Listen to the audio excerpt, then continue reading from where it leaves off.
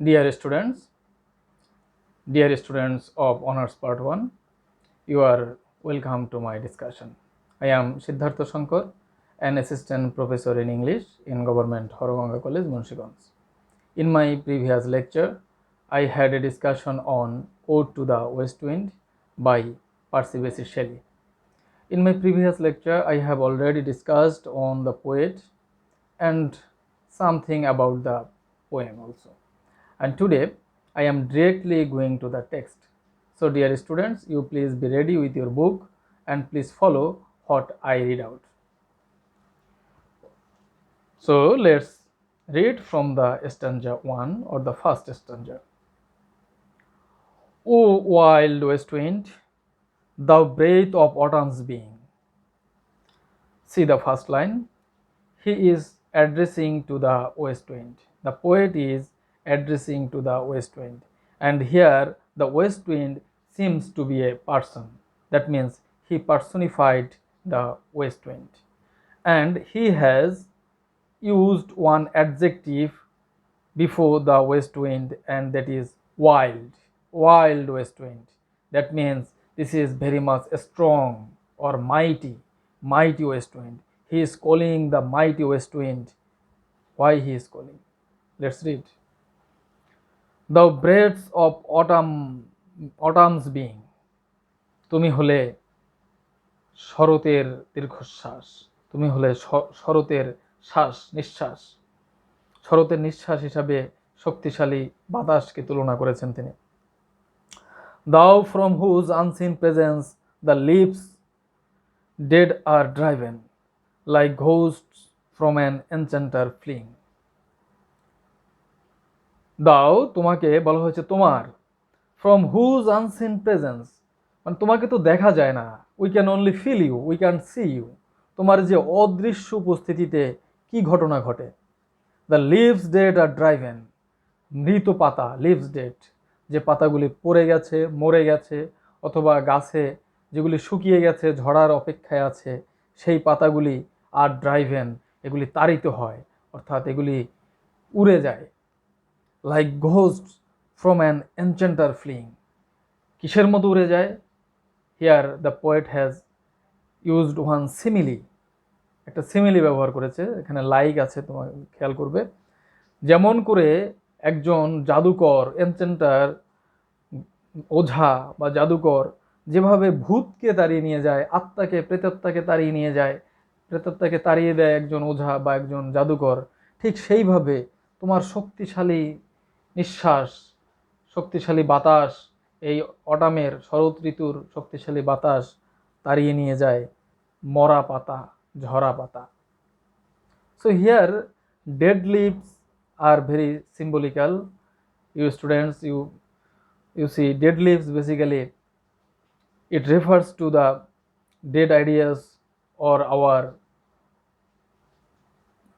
the thing which is not pleasant for us, সেরকম কোনো বিষয় যেটা আমাদের জন্য উপযোগী নয়, আমাদের জন্য আনন্দদায়ক নয়, এমন কিছুই এই ডেড লিভস বা ঝরা পাতা সিম্বলাইজ করছে বা প্রতিকায়িত করে।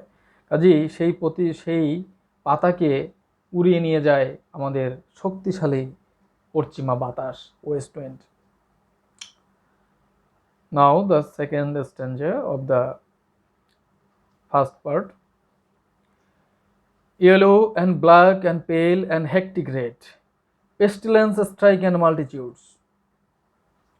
এখানে দেখো পাতাগুলোর কালার বলা হয়েছে হলুদ, কালো, পেল, বিবর্ণ, হেকটিক রেড,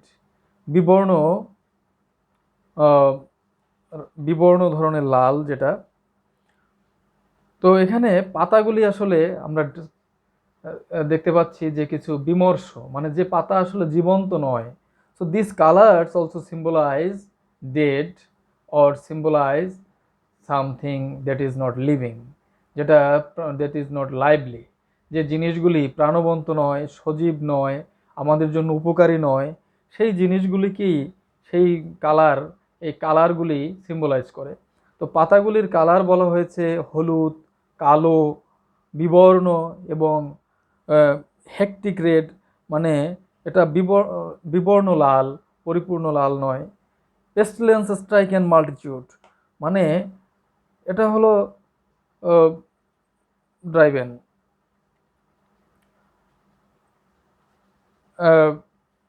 যেমন করে মাল্টিটিউড বলতে বোঝায় জনগোষ্ঠী বা অনেক মানুষ, অনেকগুলি মানুষ যখন পেস্টিলেন্স বা রোগের প্রাদুর্ভাবে যখন পালিয়ে যায় এক এলাকা থেকে অন্য এলাকায়,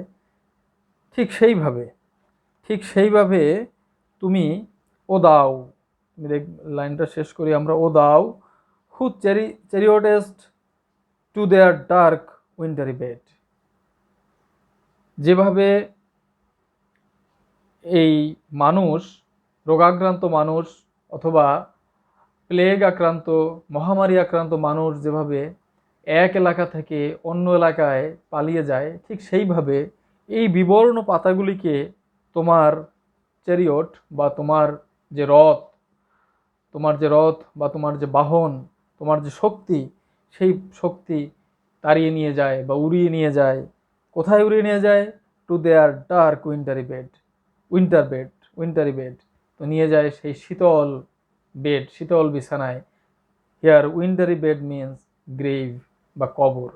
তো আমরা এখানে বুঝলাম যেমন এই পাতাগুলি গাছ থেকে যখন ঝরে পড়ে তখন এটা এত বেগে এটা উড়ে যায় বা দূরে বাতাসের বেগে তাড়িত হয়, এমনভাবে তাড়িত হয় যেন মনে হয় দুর্ভিক্ষ বা মহামারী আক্রান্ত মানুষ তাদের এলাকা ছেড়ে পালাচ্ছে। এবং কোথায় যায়?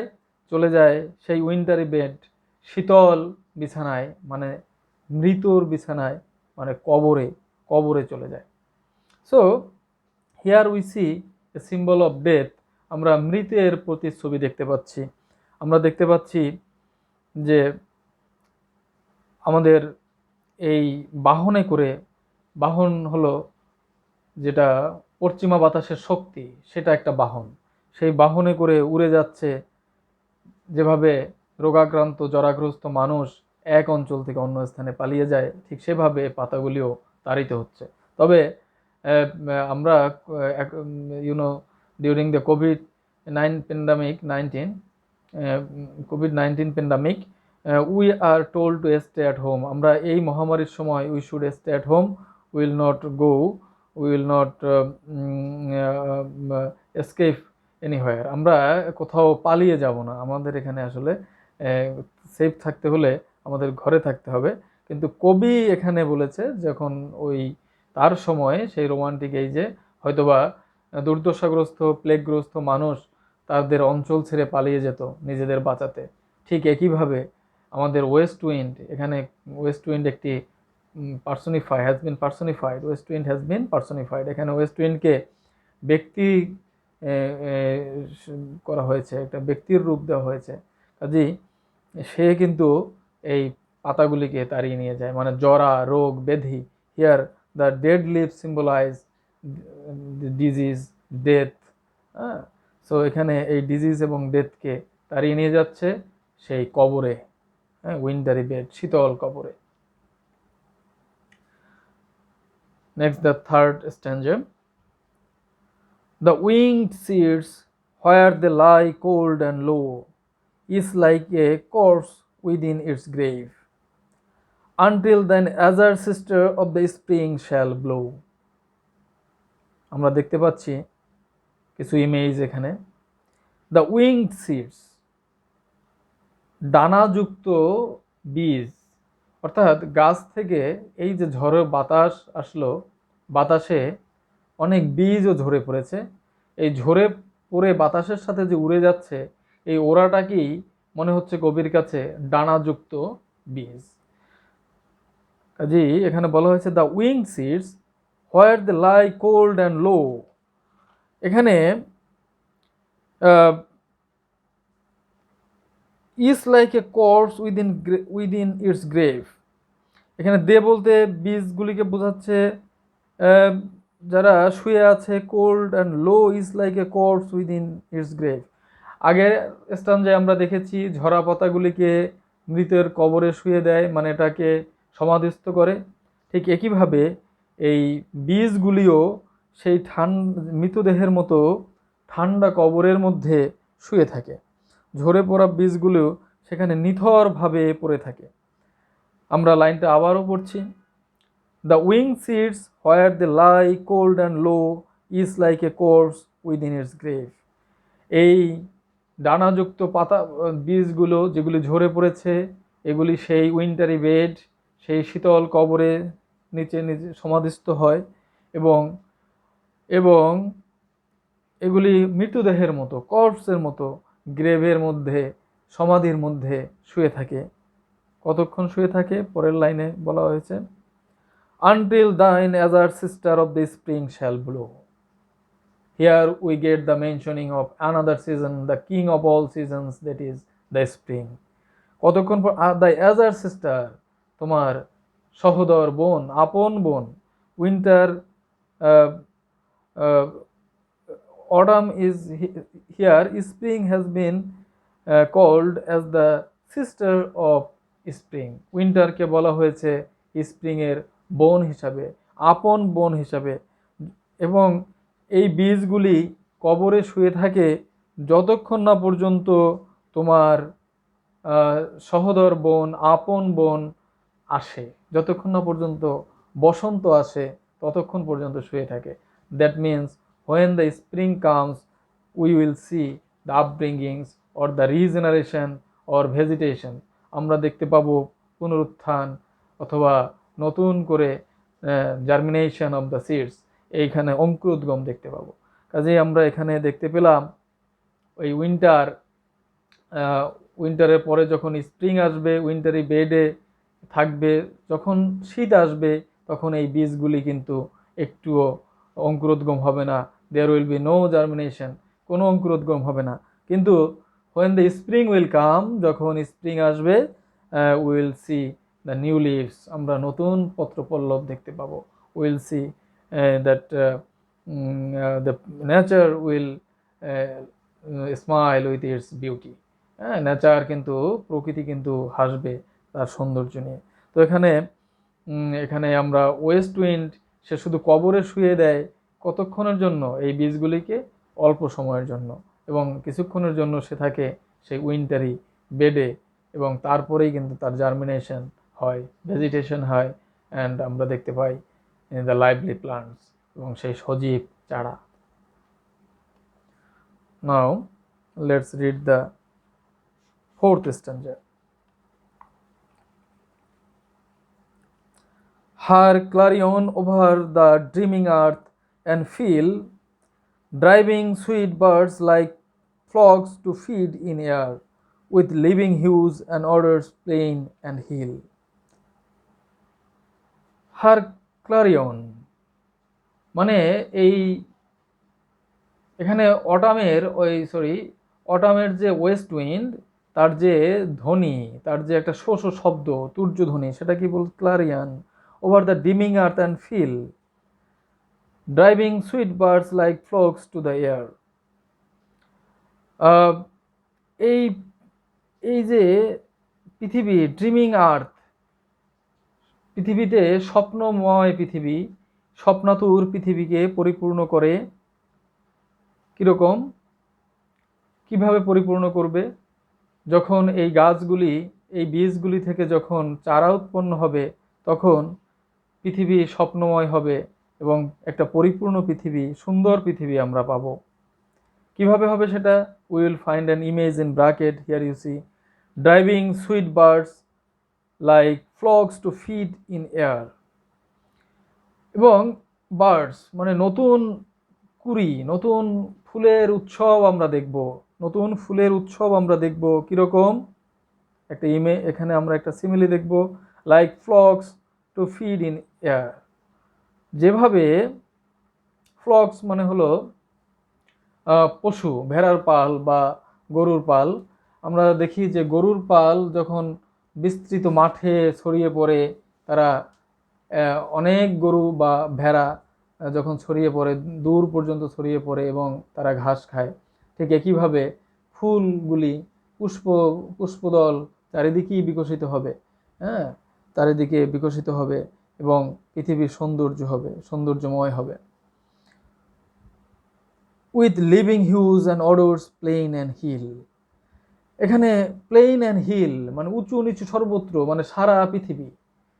প্লেন অ্যান্ড হিল সমতল উঁচু জায়গা সর্বত্র কি হবে? লিভিং হিউজ, হিউ মানে হলো বর্ণময় ফুল, বর্ণময় জীবন্ত ফুলে সারা পৃথিবী উঁচু নিচু অঞ্চল সবটাই পরিপূর্ণ হবে। তাহলে আমরা দেখতে পাচ্ছি যে ওয়েস্ট উইন্ড প্রথমে দেখলাম যে সে মৃত পাতা, মৃত বা গাছের যে সমস্ত সম্ভাবনাময় বীজ এগুলি গাছ থেকে ঝরিয়ে এগুলিকে উইন্টারি বেডে শুইয়ে দিচ্ছে, এবং যখন ভেজিটেশনের সময় আসবে, যখন স্প্রিং আসবে, ঠিক তখনই কিন্তু এই তার সহোদর বোন হলো স্প্রিং, সেই স্প্রিংয়ের সহায়তায় কিন্তু আবার আমরা নতুন পৃথিবী, সুন্দর পৃথিবীর দেখা পাবো। Now let's read the last stanza of the poem. Wild spirit which art moving everywhere, destroyer and preserver, here, oh here. তাহলে এটা হলো সেখানে ওয়াইল্ড স্পিরিট বলেছে, মাইটি স্পিরিট শক্তিশালী, বুনো স্পিরিট একটা শক্তি, বন্য শক্তি। বন্য শক্তি বলা হলেও this is not in negative sense, এটা কিন্তু নেতিবাচক অর্থে বলা হয়নি। Rather it has some power which has some positive aspects, যেটার কিছু ইতিবাচক দিক রয়েছে। সেই ইতিবাচক দিকটা কি? ডেস্ট্রয়ার অ্যান্ড প্রিজার্ভার, এটা কিন্তু একইভাবে ধ্বংসকারী এবং একইভাবে রক্ষাকারী। কিভাবে? It destroyers the old and regenerates the new, এটা পুরনোকে ধ্বংস করে নতুনকে রক্ষা করে, এবং পুরনো পাতাকে ধ্বংস করছে এবং বীজকে সে রক্ষার মাধ্যমে নতুন পত্রপল্লবের সৃষ্টি করছে। So therefore the wind is both A destroyer and preserver, একই সাথে সে ধ্বংসকারী এবং রক্ষাকারী। এবং সে বলেছে wild spirit, again he has used the same adjective for the west wind, that is wild. So we should mark it that which are moving everywhere, সর্বত্র তুমি ঘুরে বেড়াও। This West wind is not confined to any place or any particular region, এটা কোনো নির্দিষ্ট জায়গায় অথবা কোনো স্থানে কিন্তু এটা সীমাবদ্ধ নয়। It it has the power of moving everywhere, সর্বত্র ঘুরে বেড়ানোর মতো শক্তি কিন্তু এই ওয়েস্ট উইন্ডের আছে। And it is a destroyer and preserver, এটা হলো একই সাথে ধ্বংসকারী, রক্ষাকারী, সংরক্ষণকারী। And please note the last pair of words, that is here, oh here. শোনো আমার কথা শোনো, that means the poet is trying to say something to the west wind, this mighty west wind. সে এই শক্তিশালী ওয়েস্ট উইন্ডকে কিছু বলতে চায়, আমার কথাটা শোনো। I want to tell you something, you have that might, you have that power, and you have something to do for the humanity. তোমার মানব সমাজের জন্য, সকলের জন্য করার কিছু আছে। You have that power to preserve the right of human being, মানুষের অধিকার সংরক্ষণের যে শক্তি প্রয়োজন সেটা তোমার মধ্যে আছে। কি বলতে চায় কবি? He wants to say something to the west wind, west উইন্ডকে সে কিছু বলতে চায়। Now what does he want to say to the west wind, কি বলতে চায়? So in the next classes we will go through the next parts of the poem and we will learn what the poet want to tell to the west wind. So thank you for watching.